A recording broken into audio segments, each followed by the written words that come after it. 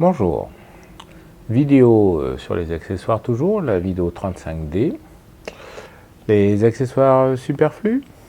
Pas sûr. Donc, ce sera, je pense, la dernière vidéo sur les accessoires et on va... Enfin, sur les accessoires que j'utilise couramment, en permanence, et ainsi de suite. Donc, on a fini les trépieds. Une chose qu'on n'a pas abordée, c'est le monopode. Donc, je vous ai déjà parlé de mon monopode plusieurs fois, que ça soit... enfin, plusieurs fois, je vous en ai déjà au moins parlé pour la vidéo sur la photo animalière, puisque c'est essentiellement là où je m'en sers. Sinon, il y a la vidéo sur...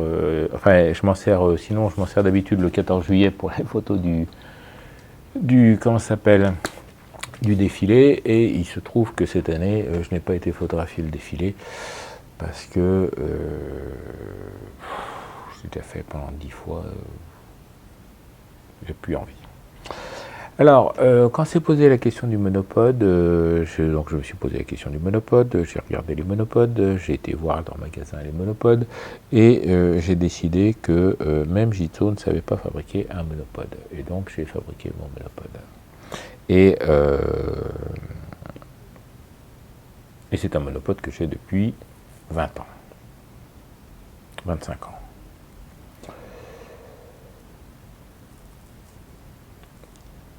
Un monopode, pourquoi? Alors, l'intérêt du monopode, c'est que ça va soutenir le poids d'un gros téléobjectif. Ça n'amène aucune rigidité, aucune stabilité supplémentaire. C'est-à-dire que vous avez un bâton, planté de bâton, monsieur Duss, donc vous avez un bâton qui est posé sur le sol, sur lequel il y a le poids du trépied, et c'est fait double liaison rotule, d'accord? Et ça tourne gauche, excusez-moi, et ça tourne gauche, droite, gauche, droite, gauche, droite. Donc, grosso modo, on ne peut pas dire que le monopode amène une quelconque stabilité sur la stabilité, sur la fixité de l'image dans le viseur. Par contre, il faut admettre que comme ça supporte le poids du téléobjectif, c'est quand même pas mal parce que du coup, en fin de journée, c'est bien. Mais la stabilité de l'image, panotage gauche-droite, en haut, en bas, si ça va à peu près, c'est relativement stable, des choses comme ça. Donc, il ne faut pas voir dans le monopode quelque chose qui va vous permettre de faire des temps de pause longs. C'est quelque chose qui va faire longtemps des temps de pause, mais pas des temps de pause longs. Voilà, nuance. Et voilà.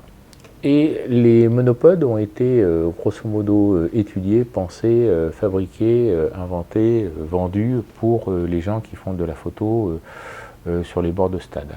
Voilà. Et quand on feuillette les catalogues, on s'aperçoit que beaucoup de monopodes ont des altitudes maximum de 1,50 m, 1,50 m, 1,60 m, choses comme ça.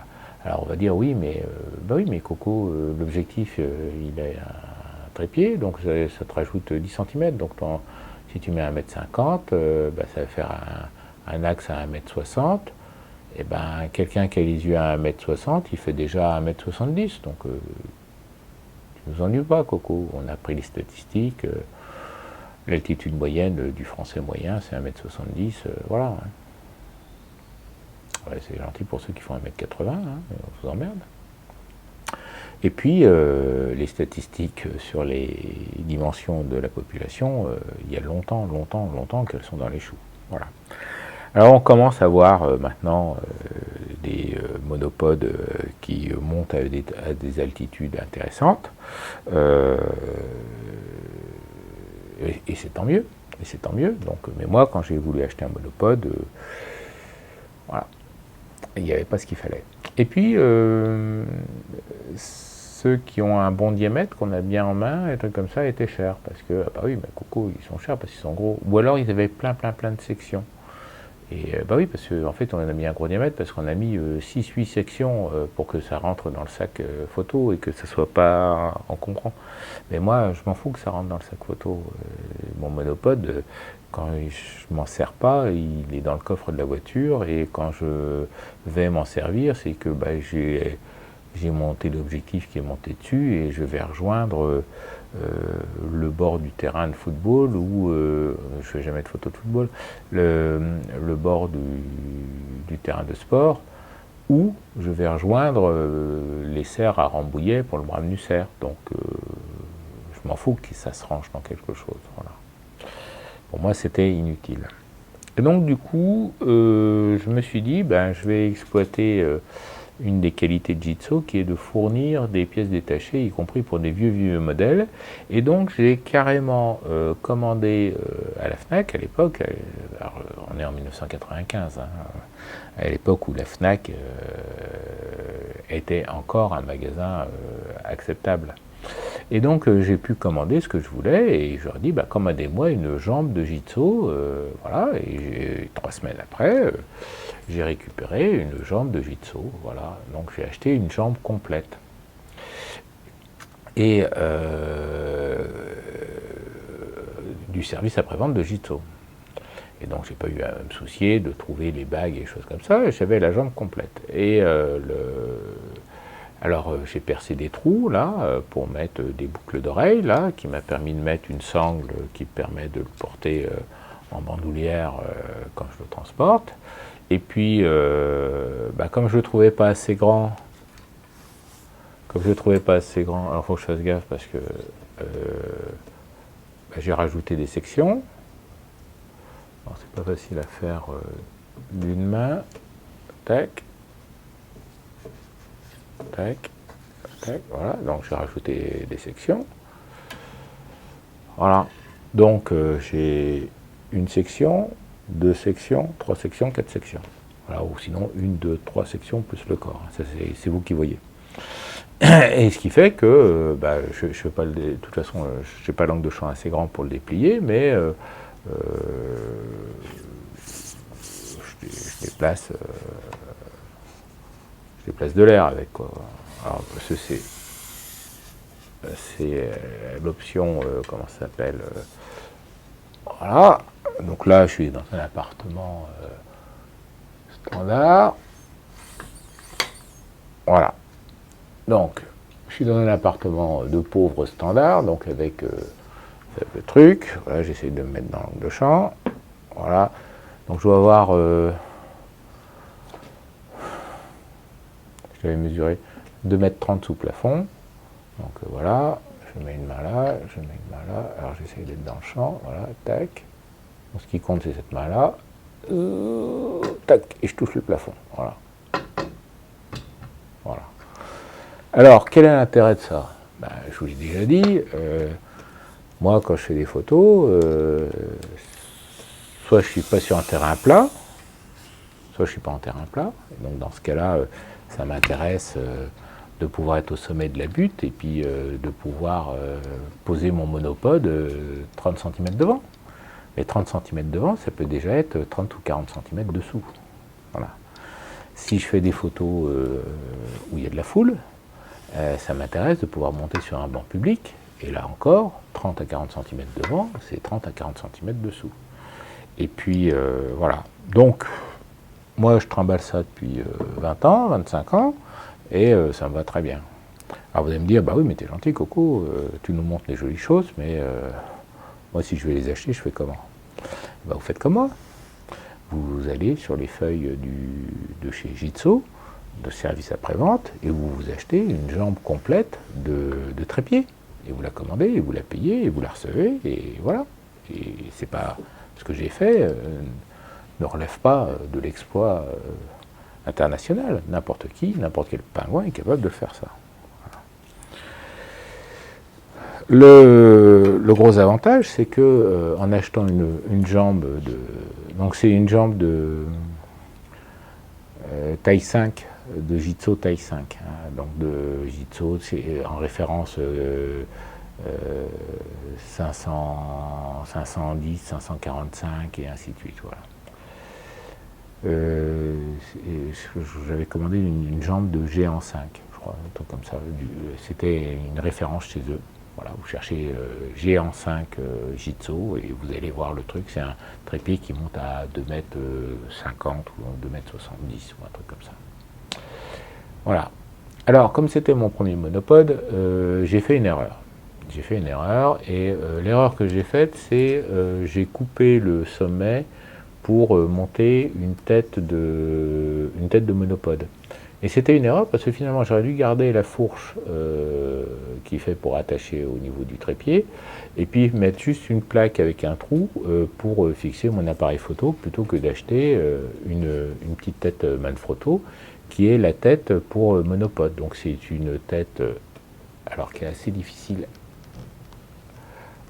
à desserrer, voilà, et qui bouge comme ça suivant un seul axe parce que le monopode, on s'attend à ce que vous essayez de régler vers le haut, vers le bas, mais les objectifs qu'on met dessus ont généralement un collier et donc la rotation se fait sur le collier. Donc finalement, une tête comme ça d'un seul axe suffit amplement. Et sur cette tête-là, alors cette tête-là, elle existe en deux versions. Elle existe avec plateau rapide et sans plateau rapide.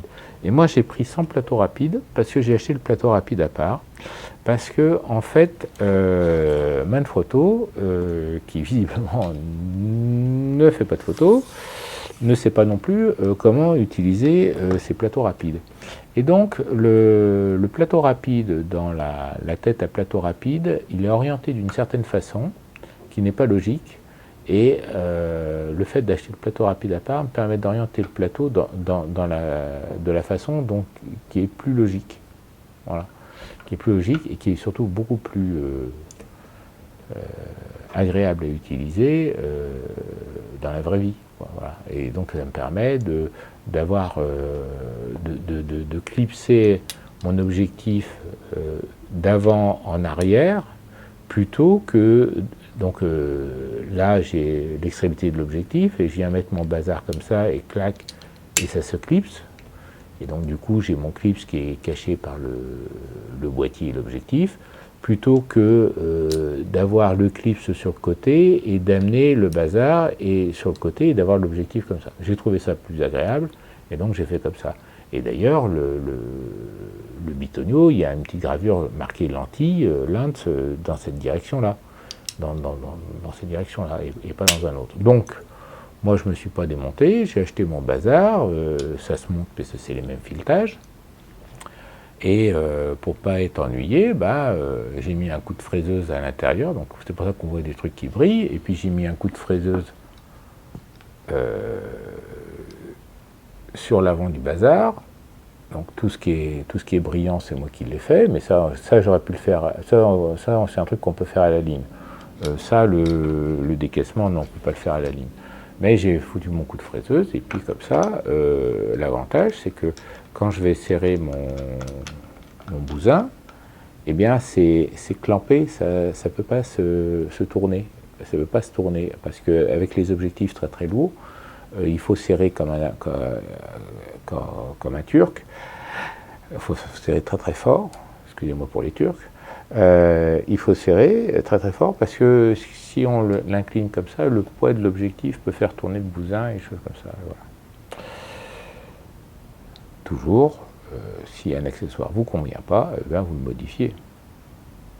Alors pour ceux qui n'ont pas de fraiseuse et qui n'ont personne pour fraiser et ainsi de suite, il y a le mastic époxy. Parce qu'il y a des enclaves d'injection du métal dessous, il y en a pareil sur l'autre, et puis vous avez décidé que ça serait comme ça, vous dégraissez le truc, vous mettez du mastic époxy, vous serrez, vous attendez 20 minutes et puis c'est fixé quoi. Vous collez à l'araldite, hein, voilà. Alors, le mastic époxy, le collage à l'araldite, si vous voulez revenir en arrière, vous démontez le truc, vous mettez ça dans votre four électrique à 180 degrés, et puis ça va se décoller, et puis vous sortez ça avec des pincettes, vous séparez avec des pinces, et choses comme ça. Ça n'est pas irréversible, hein, ça n'est pas irréversible. Un coup de fraiseuse, c'est irréversible, hein, mais la colle, le mastic époxy, ça n'est pas irréversible. Bien sûr, on a une sangle, truc comme ça. Alors la sangle, c'est une sangle en cuir qui vient d'une vieille musette de l'armée française qui me servait de sac d'écolier, voilà, et quand la musette était foutue, j'ai gardé la sangle en cuir, puis je me suis dit je vais monter ça, et puis ça c'est un anneau du BHV, hein, donc ça se trouve quoi. L'avantage au BHV c'est que vous pourrez éventuellement en acheter qu'un, quoique je ne suis même pas sûr qu'il y ait encore la quincaillerie au BHV, sinon vous allez chez Brico Dépôt, puis vous achetez ça par paquet de 10. Hein. Voilà. Alors, bien sûr, donc ça finit le laïus sur le monopode, je viens de le poser. Donc, on a vu les niveaux à bulles, indispensables pour tout ce qui est usage du trépied. Et puis, bien sûr, quand on va être sur trépied, on va être intéressé pour le déclenchement à distance. Et donc, le déclenchement à distance, soit vous avez un appareil photo plutôt ancien qui accepte les déclencheurs souples. Et dans ce cas-là, 20 ans d'expérience me poussent à vous recommander ce genre de modèle-là, que l'on trouve en brocante, que l'on trouve dans les foires photos et choses comme ça assez facilement. Ce sont des modèles 100% métalliques, avec une gaine ressort, qui sont assez rigides. Alors, on appelle ça un déclencheur souple, il faut quelque chose d'assez rigide, et il est un peu bizarre le garçon. Alors, je vais vous expliquer pourquoi. Parce que, vous voyez, si je le tiens à l'horizontale, il se tient tout seul. Voilà, il se tient tout seul. Et quand vous allez être sur l'appareil photo, il va se tenir droit comme un i. Et quand vous allez chercher en photo de nuit, vous allez le plier comme ça à 180 degrés et vous allez déclencher et ça ne vibrera pas. Alors celui-là, c'est un modèle plutôt très très court que j'utilise avec les objectifs de chambre essentiellement. Sinon, j'en ai des qui font 25 cm à peu près, que je vais utiliser avec tous les boîtiers sur lesquels ça se monte. Les boîtiers argentiques, mais mes boîtiers numériques, ils ont encore la prise ancienne pour utiliser ce type de déclencheur souple. Celui-là, il a 50 ans, 60 ans. Il fonctionne encore. Voilà. Quand vous avez dit ça, vous avez tout dit. Voilà. Ça existe aussi avec gaine en tissu. Donc la gaine en tissu noir. Moi j'aime bien, j'en ai pas mal. Il y a beaucoup de gens vont dire sur les forums, ah ça se déchire, ça se casse, ça truc comme ça. C'est vrai, mais on réussit parfois à les réparer.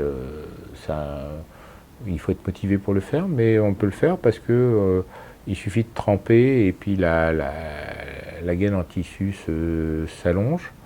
Et en fait, la gaine en tissu, elle est prise entre deux filetages. Et donc, il suffit de dévisser le truc, enlever le bout de gaine qui est plus bon, et puis on remonte, et des trucs comme ça. Donc, à la limite, c'est quelque chose qui est réparable. Ça peut occuper les soirées d'hiver, et puis ça peut permettre d'être satisfait, d'avoir sauvé un accessoire que l'on a depuis des années, et comme ça, on l'a réparé, on est très content. Par contre, un modèle qu'il faut proscrire, c'est toutes les saloperies chinoises parce que c'est fabriqué en Chine maintenant, hein, je n'ai rien contre les Chinois, où vous avez une gaine en plastique. Parce que la gaine en plastique, elle cache un treillis de métal, du métal, tressé, et qui est serti. Et donc, quand le sertissage casse les fils, la gaine est cassée et ça n'est pas réparable. Alors vous allez me dire, on peut les trouver à 2,50 € ou 3 € sur eBay. Oui. Mais ils ont un autre problème, c'est que la gaine PVC qui entoure le truc pour cacher la misère devient très rigide par le froid. Et donc si vous faites de la photo de nuit, il va peut-être faire pas très chaud, et votre déclencheur souple, il ne sera pas souple du tout. Alors que ça, c'est quand même, ça a du ressort, mais c'est souple quand même. Voilà. Donc, voilà tout ce que j'avais à peu près à dire sur les déclencheurs souples mécaniques. Dernier accessoire que j'ai à vous présenter, télécommande filaire. Alors, si vous avez un appareil qui ne peut pas utiliser ce genre de petits trucs, vous avez plusieurs solutions pour déclencher à distance. La première solution, d'abord, c'est d'utiliser le retardateur. Voilà, vous utilisez le retardateur, vous appuyez, vous lâchez, vous avez laissé le nombre de secondes qui va bien, et pour que le fait de l'avoir touché, ça soit calmé et que le trépied ne bouge plus, et que l'objectif ne bouge plus, et ainsi de suite, et que ça prenne la photo. Donc la première possibilité, c'est d'utiliser le retardateur. Mais comme on a vu dans la photo de nuit, le retardateur ne vous permet pas de choisir l'instant où vous allez déclencher. Puisque vous allez dire, bah, tu déclenches Coco dans 5 secondes, mais dans 5 secondes, vous ne savez pas si la soucoupe volante va atterrir à ce moment-là, parce qu'on ne l'a pas encore vue. Voilà. Ou vous ne savez pas si la fusée d'artifice sera au bon endroit, parce qu'elle n'est pas encore partie. Ou vous ne savez pas si le feu rouge va libérer un flot d'autobus qui va gâcher votre photo de nuit. Des choses comme ça. Alors, il y a plusieurs possibilités de, de déclencher à distance les appareils photo électriques. Donc, on a le retardateur, on a la télécommande infrarouge. Certaines marques proposent des petites télécommandes infrarouges qui permettent d'appuyer sur le truc et de faire déclencher l'appareil photo. Ça peut être sympa, notamment quand on veut faire des photos de groupe et qu'on est dans le groupe. C'est pas forcément très agréable à utiliser parce qu'en général, le détecteur infrarouge, il est pour enregistrer les signaux qui viennent du sujet, puisque en fait, c'est vendu pour se photographier soi-même à distance. Ensuite, vous avez les télécommandes à fil. Alors, la télécommande à fil, ça se retrouve bien sûr chez le fabricant. Nikon vend des télécommandes à fil pour ses boîtiers Nikon, Canon vend des télécommandes à fil pour ses boîtiers Canon, et ainsi de suite. Et puis, bien sûr, il y a les gens qui l'ont copié partout dans le monde, chez les Chinois, et ainsi de suite. Et donc, votre problème, ça va être de réussir à reconnaître exactement la prise qu'il faut pour aller dans votre boîtier. Voilà. Et ça, c'est pas évident, parce que, grosso modo, toutes les prises se ressemblent. Toutes les prises se ressemblent. Et là, on dirait une espèce de mini Firewire, et puis voilà, quoi. Donc, voilà. Alors, c'est juste un boîtier avec un interrupteur dedans, et puis, des fois, on a la fonction qui permet de bloquer le bouton. Et ça, c'est pas mal pour les temps de pause longs, choses comme ça, voilà. Donc, on appuie, on pousse en avant, et ça reste en contact, et puis on enlève. Voilà.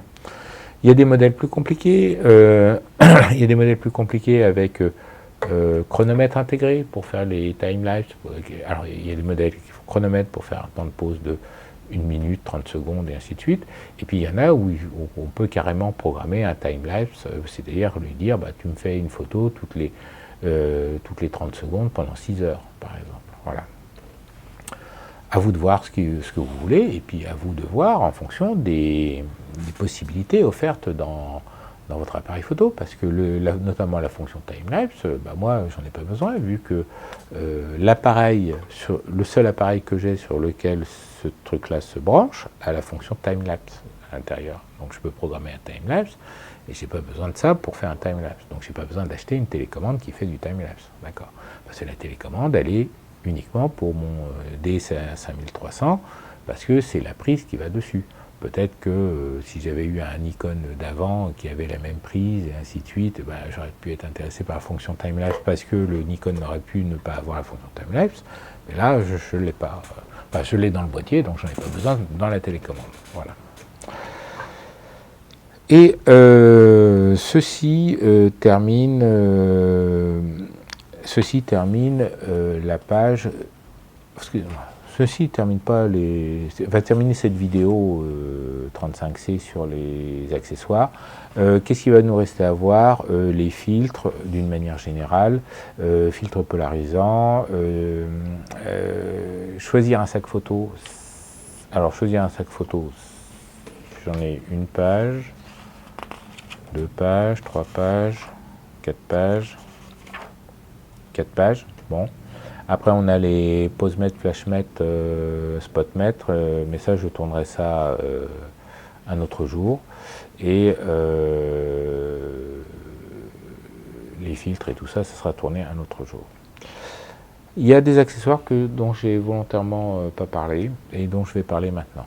Et c'est d'une manière générale, et c'est parce que je vois qu'il me reste un peu de temps sur ma carte. D'une manière générale, le problème que l'on a avec la photo numérique, c'est que vous devez prévoir, dans un délai rapide, quel est le maximum de photos que vous voulez prendre entre deux prises de courant et entre deux rendez-vous sur l'ordinateur. Voilà, je m'explique. C'est-à-dire que vous devez savoir, vous devez anticiper pour savoir combien d'accu acheter pour l'appareil photo et combien de cartes mémoire acheter pour sauvegarder vos images entre deux passages à l'ordinateur pour les vider. Et c'est pas évident de donner une réponse claire et probante là-dessus. Pourquoi? Si on commence avec les accus pour l'appareil photo, un accu ça s'entretient. Un accu, il faut que ça serve. Si vous vous dites, ben voilà, je vais partir pour un trek autour des Pyrénées, autour du Mont Blanc de 3 jours ou de 4 jours, il me faut de la batterie pour 2 jours ou 4 jours. En admettant que, voilà. Donc, c'est pas facile de dire, Coco, il te faut une batterie, 2 batteries, 3 batteries, parce que moi, je ne sais pas comment votre appareil consomme, ni combien de photos vous allez faire par jour, et ni combien vous allez...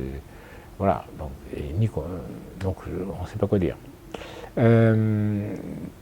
Après, il y a quelle batterie vous allez acheter. Est-ce que vous achetez des batteries de la marque qui vont tenir bien, ou des batteries pas de la marque qui vont tenir moins bien, qui tiennent moins bien. Voilà. Donc il y a plein de choses comme ça qui ne sont pas faciles à évaluer. Mon conseil, ça serait ne vous précipitez pas pour acheter des batteries d'appareils photo trop tôt. Alors bien sûr, si vous achetez au 1er juillet l'appareil photo pour aller partir en vacances le 15 juillet, avec les délais de livraison et des choses comme ça, si, il faut les acheter maintenant, il faut les acheter en même temps. Mais si vous vous dites, bon ben voilà, tiens, l'année prochaine, on va aller faire un séjour en Inde, et puis voilà, et vous dites, bah tiens, c'est dans 6 mois, dans 1 an, j'ai le temps de commencer à penser, à réfléchir à ce problème-là, à essayer d'évaluer comment vivent mes accus et ne pas les recharger systématiquement en rentrant le soir, et puis pour voir si vous pouvez venir 1 jour, 2 jours, 3 jours, et puis si vous tombez ou non en panne sèche au bout d'1 semaine, par exemple. Et puis il y a d'autres boîtiers où vous allez tomber en panne sèche très très rapidement. Je parle souvent de mon Kodak DCS 760. Un pack de piles me tenait 2 heures. Donc si je voulais faire une sortie photo, je sortais avec 6 ou 8 packs de piles d'accu à 80 € pièce pour tenir une sortie photo d'une journée. Voilà. Donc tous les boîtiers ne sont pas identiques. Pareil pour les cartes mémoire. Alors, il y a eu quand même une donnée qui a bien changé, c'est que le prix au gigaoctet sur les cartes mémoire SD a quand même bien chuté. Pour vous donner un ordre d'idée, moi en 2003, j'ai acheté une carte de 256 mégaoctets, donc 256 mégaoctets c'est un quart de gigaoctet, que j'ai payé 112 €. Voilà, parce que c'était le prix à l'époque. Voilà. Là maintenant, pour 112 €, j'ai une carte qui fait 256 gigaoctets. Vous voyez ? Donc on a gagné un facteur 1000 en 15 ans. Voilà.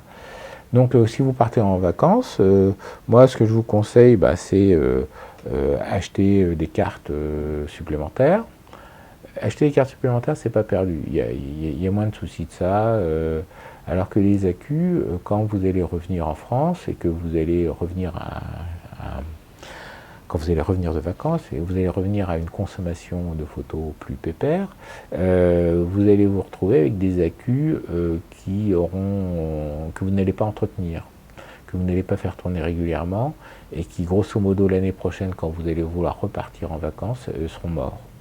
Qu'ils soient de marque, pas de marque, et des choses comme ça, voilà, c'est égal. Parce que grosso modo, un accu, quand on a commencé à s'en servir, faut s'en servir jusqu'à temps qu'il meure, parce que ne pas s'en servir va le faire mourir encore plus vite. Voilà.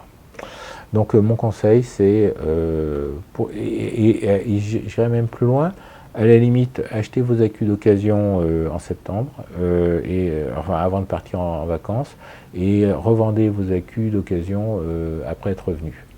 Voilà, parce que de toute façon, si vous achetez 3-4 accus ou choses comme ça, et que en fait un accu vous fait une journée sans problème, eh ben ils tourneront pas, et autant les vendre à quelqu'un d'autre.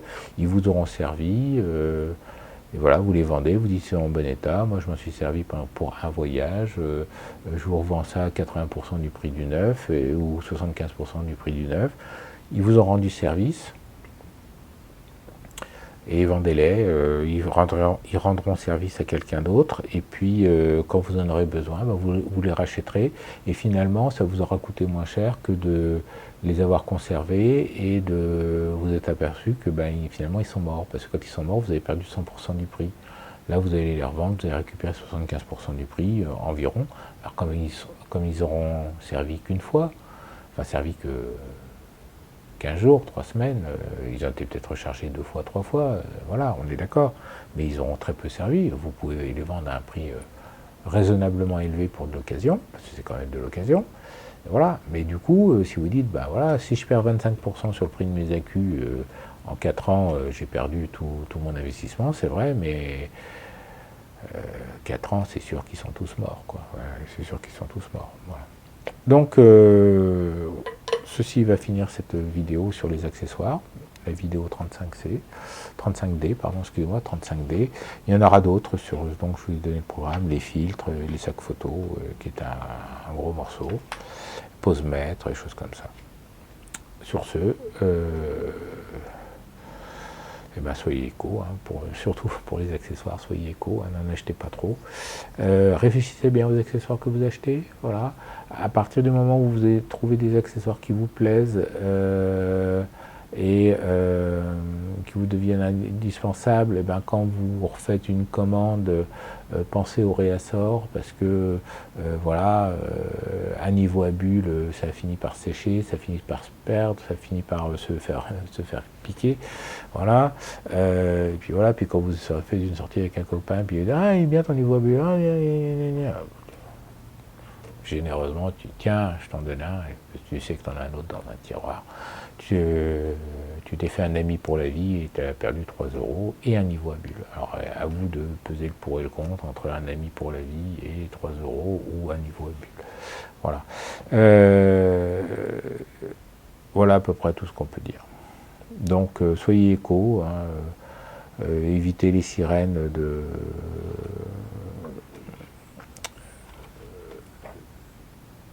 des pubs et des choses comme ça, et essayez, notamment pour tout ce qui est trépied, tête de pied, tout ça, essayez d'aller les voir en magasin avant de les acheter, pour vous faire une idée. Voilà, parce que chacun voit midi à sa porte, et puis c'est pas toujours évident d'anticiper au point de se dire ouais non ça c'est de la merde, ça m'ira pas, ou ça m'ira, voilà. Soyez éco pour essayer de comprendre, optimiser, faites des photos. Au revoir.